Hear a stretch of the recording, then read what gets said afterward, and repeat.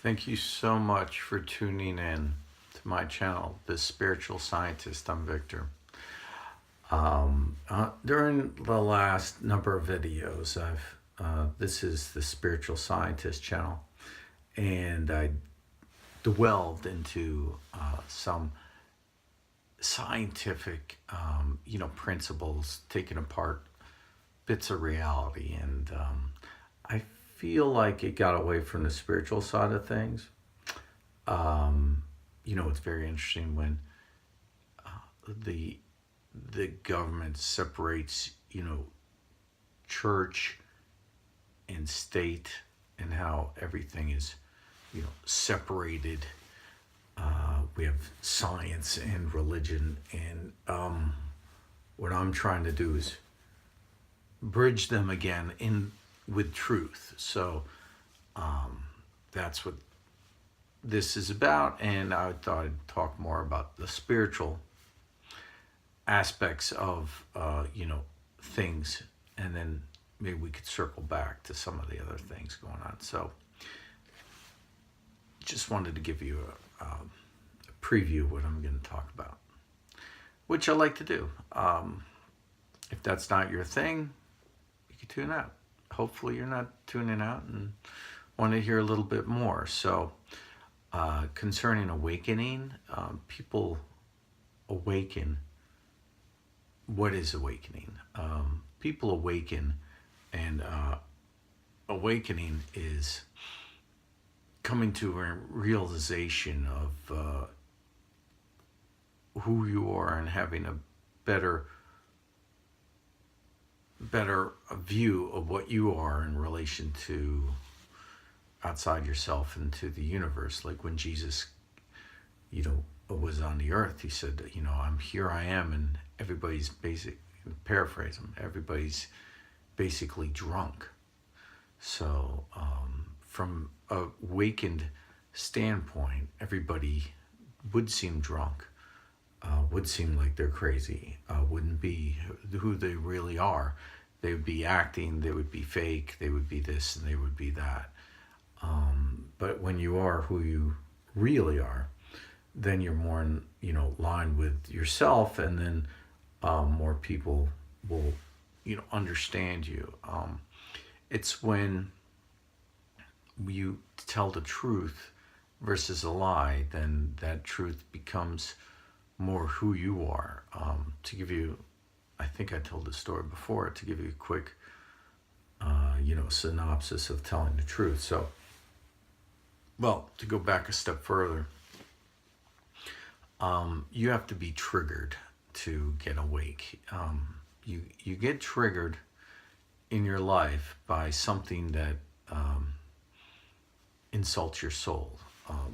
So something that insults your soul, something that you have to reject within yourself, and then you search for what is the truth within yourself. And when you find that, you cling to it, and then you build the rest of your awareness around that kernel and that seed of where you are in relation to realities, how you can build yourself up. And when I say yourself, I'm not talking about the ego. I'm talking about your, what is the truth? What is that, firm foundation? And, Jesus is definitely, real and a firm foundation. So that's what I've found out during my travels inward and outward.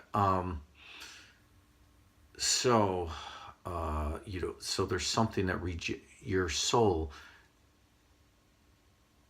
You have like for instance, for me personally, there was something that triggered me, and then it's kind of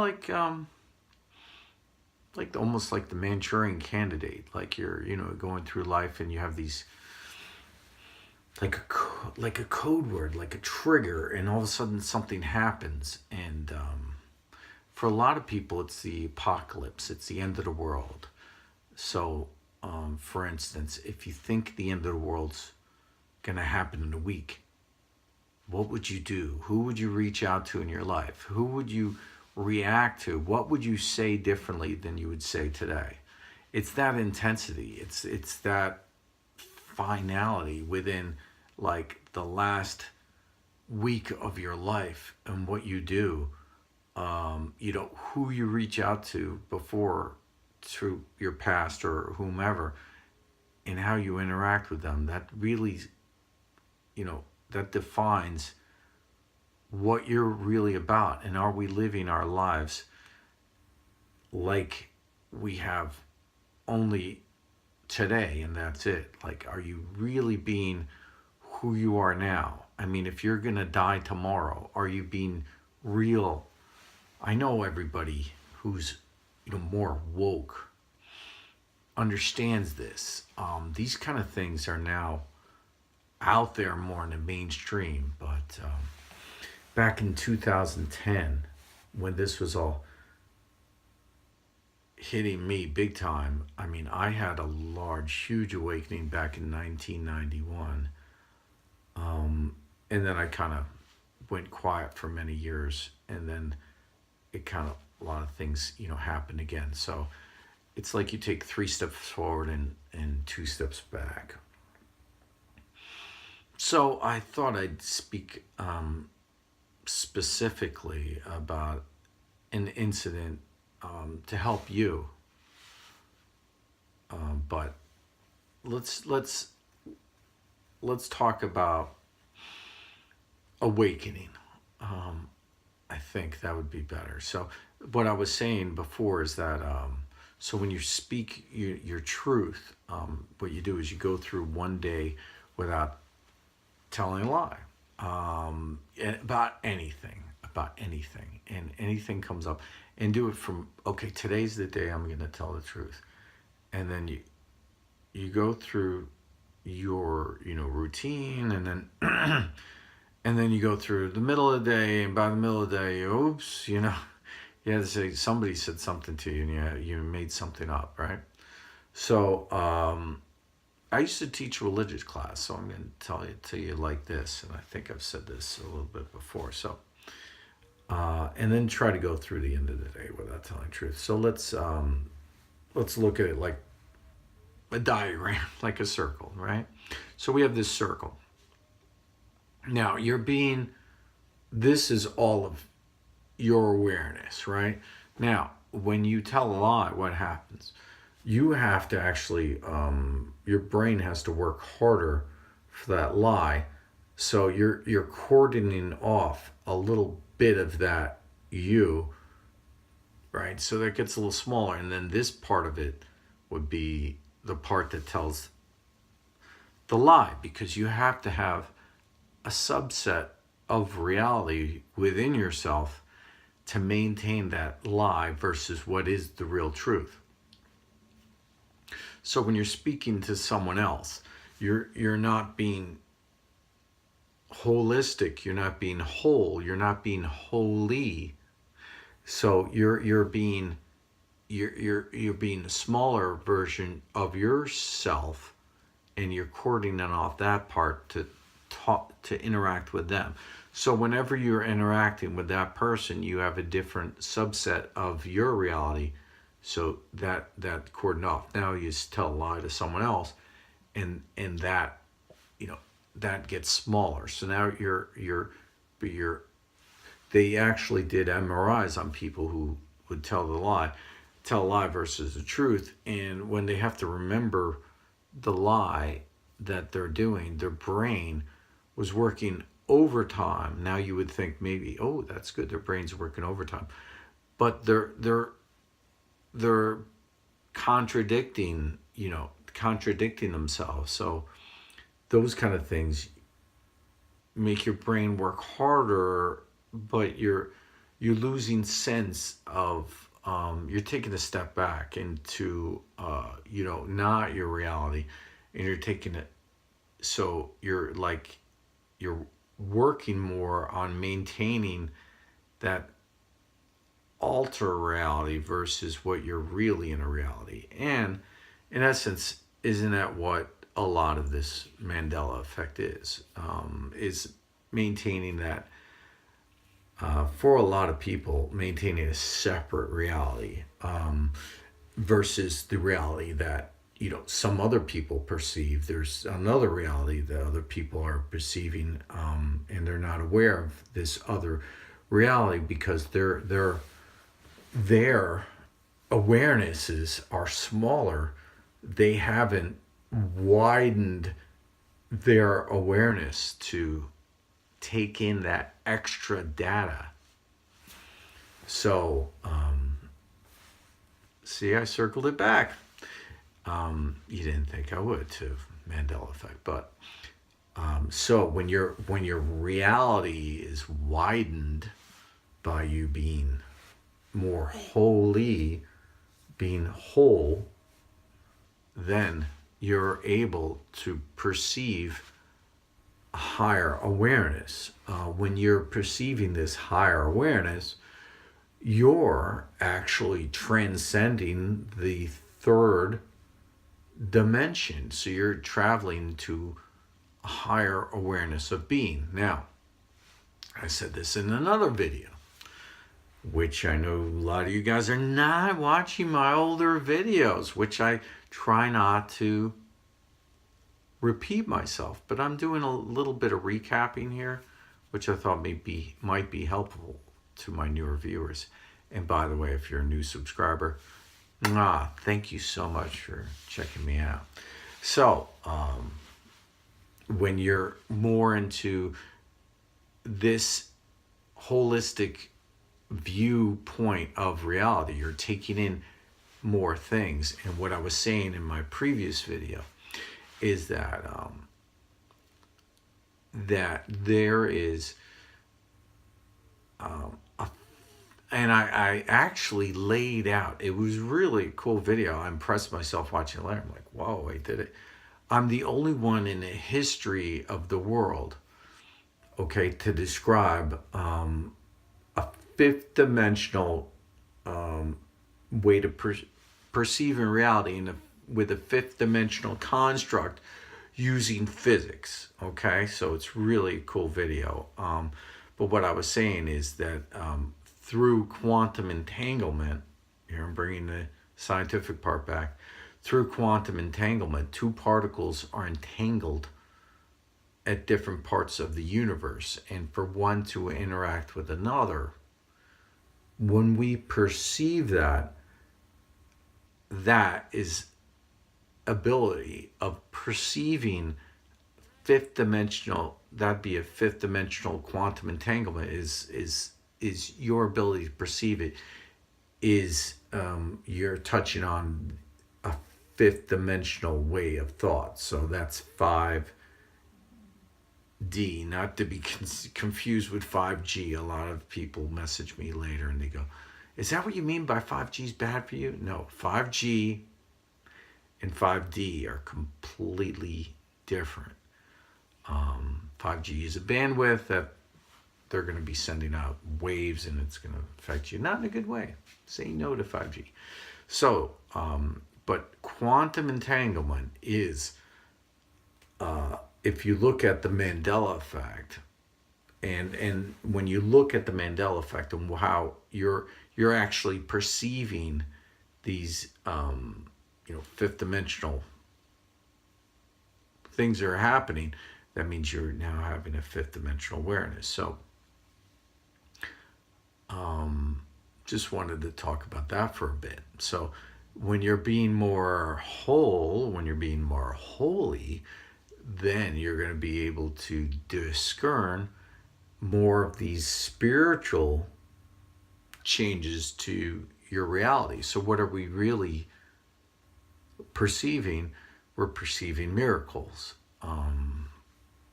That would be pretty obvious, I think, for a lot of people. There was a miracle that's transpired, that we didn't have a nuclear war with North Korea. It's a huge miracle. Now, is it something that most people are able to perceive? No, they're not able to perceive it. Well, why not? because their awareness is tighter because they're not being holy. For more spiritual people, they are able to perceive that more. And then you're going to say, well, why isn't my priest down the corner perceiving this? Why isn't this person perceiving it? Why isn't that person perceiving it? Maybe they really aren't, as holy as you think. Maybe they aren't. And don't take what I'm saying the wrong way. I'm not saying that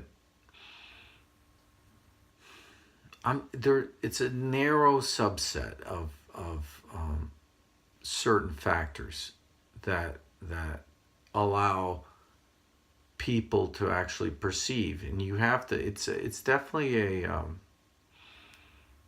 what I've come to understand about, for instance, the Mandela effect is that it's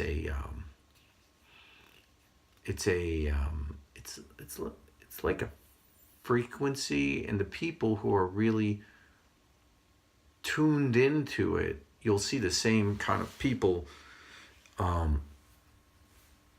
talking about the Mandela effect and discovering these new changes and then people are bringing them changes, but they're saying, boy, the same people bringing me are having this come out over and over and over. Well, those people are tuning into that frequency of those miracles, those changes, versus other people. So God has a plan for you. God has definitely a plan for you. To quote Jeremiah 29:11, "For I know the plans I have for you, declares the Lord, plans to prosper you and not to harm you, plans to give you hope and a future." Jeremiah 29:11. So God has a plan for each and every one of you. God has a great plan for your life.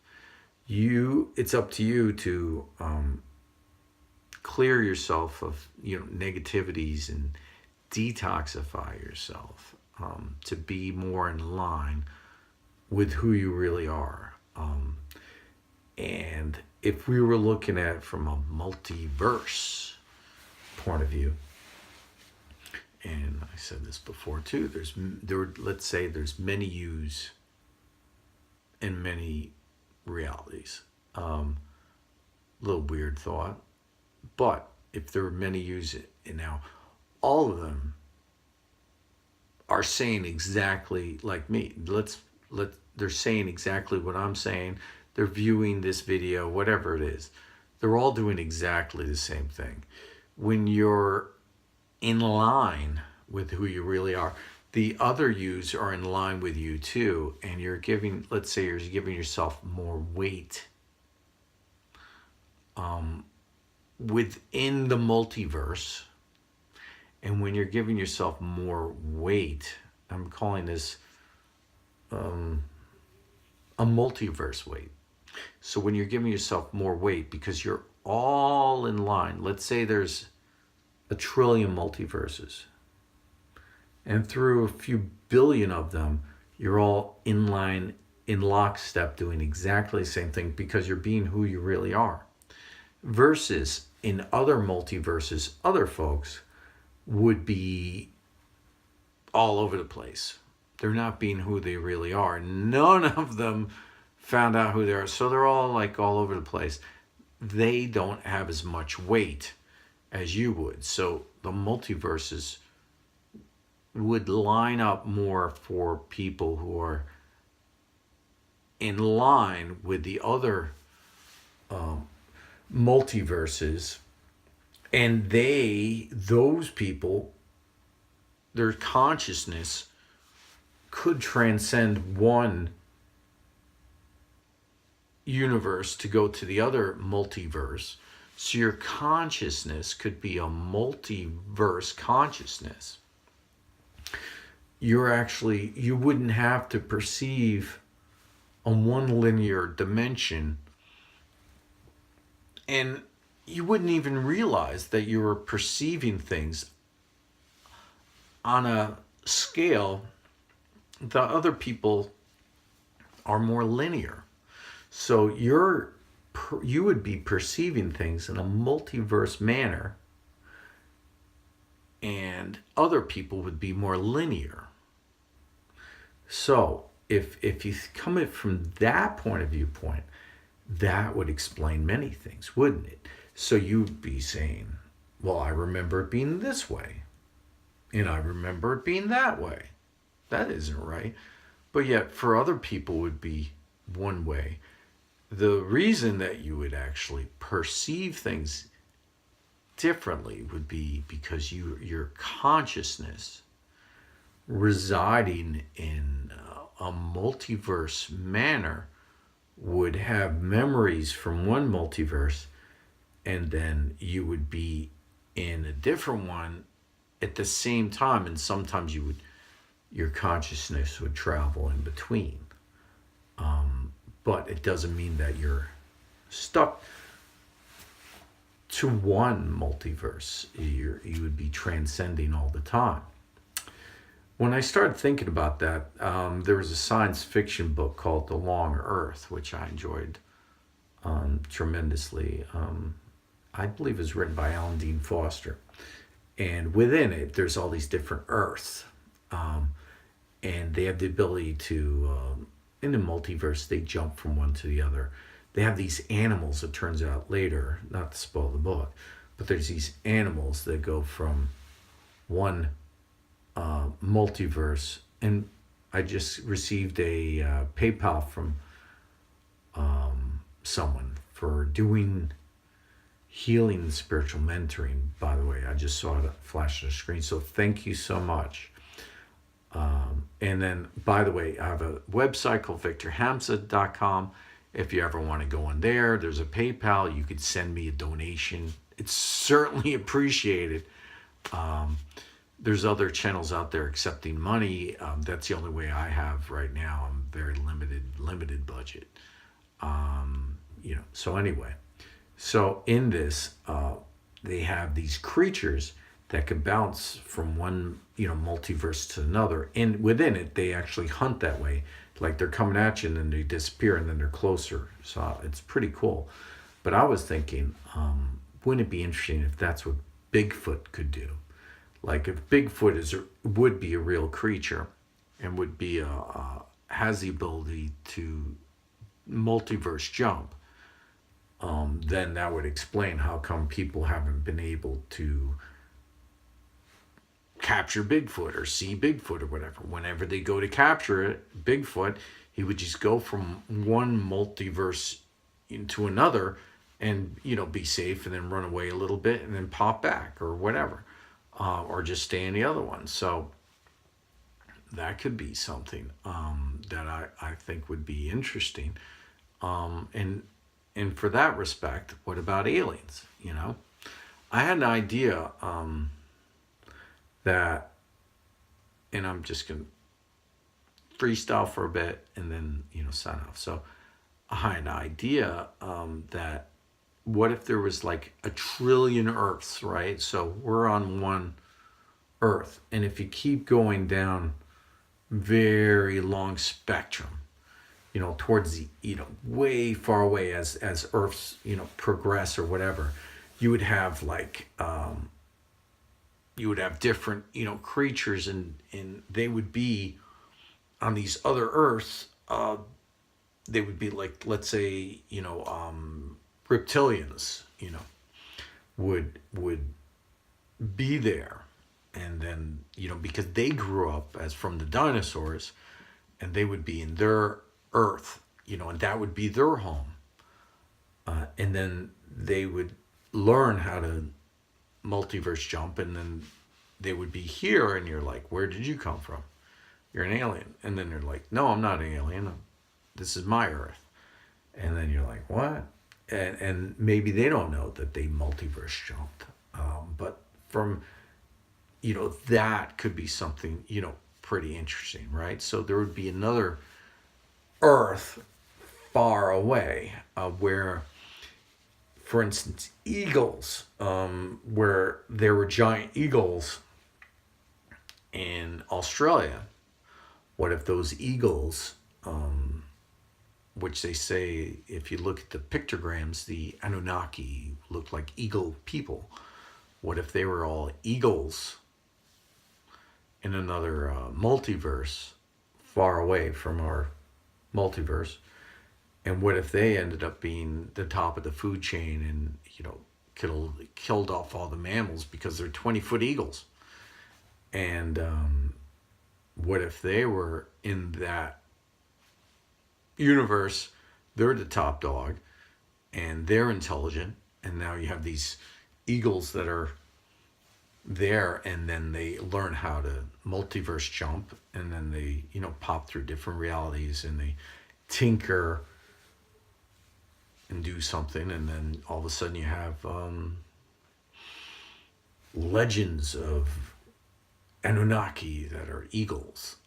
That makes sense in that manner. Now I'm just kind of riffing about science fiction and things like that. So I went from one hardcore spiritual way and I got back to sci-fi. So that's just me. Anyway, I hope you had fun tuning in. I enjoy talking about this stuff. I enjoy helping. I'm right now in my life, I'm starting to circle back to doing more distance healing. So, and spiritual mentoring, where I got away from that for a little bit. I know it sounds funny, but I got away from that a little bit. I got a little more toxic in my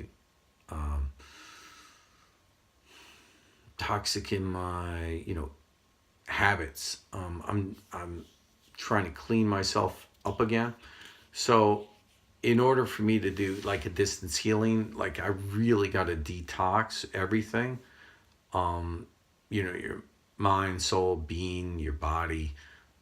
It's very important to get to detox. So that would be my message within this: detoxify yourself, and detoxify your life, detoxify what you're eating, what you're drinking, what you're breathing. Really pay attention. And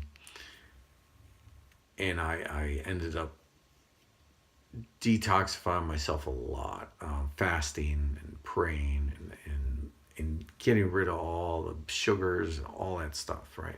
Once I detoxed a lot of things, then you raise your vibration, as they say. You really do. And then I'm able to really do a healing and do things more powerful. I can still do it, but like I did a couple of distance healings today, and I got so tired. Like I have no energy. Like it blew me out. So right now I'm like super exhausted. So when I'm like top form, I could just. I remember doing one in a couple of days. Once I did like 300 healings.